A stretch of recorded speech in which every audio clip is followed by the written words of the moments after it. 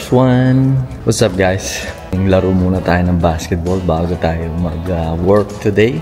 Kasi mamaya we're gonna go buy a wood paneling para dun sa secret project ko. Let's go play first. What's up guys? Just finished playing ball. Let's go pick up yung wood paneling.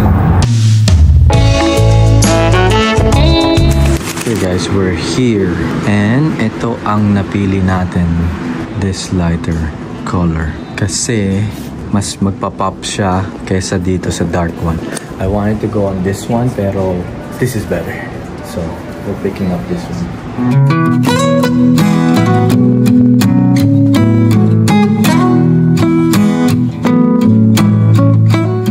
Okay guys, I'm gonna drive like this. This is very dangerous because I can't see the back tsaka yung sa side. Oh my goodness. This is dangerous, but we like to take risks. What's up guys? Made it home. Nasa si Emil? Ayan!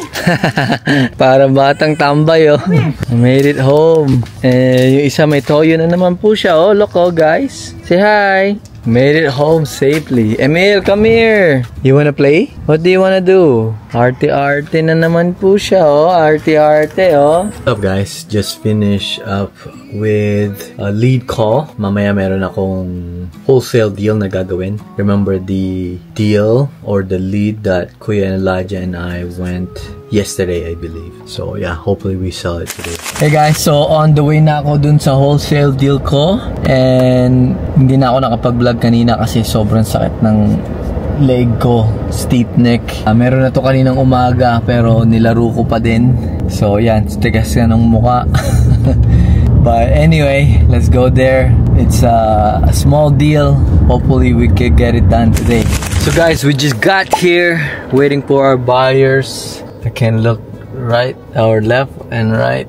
Sakit. But hopefully when we get paid today, mawala na to.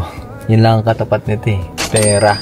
Guys, just finished here. Pag-iisipan pa daw ng buyer ko. But one is very interested. So we'll see. I'll update you guys if this deal is good to go. So yeah, hopefully it is. See you guys tomorrow. Peace.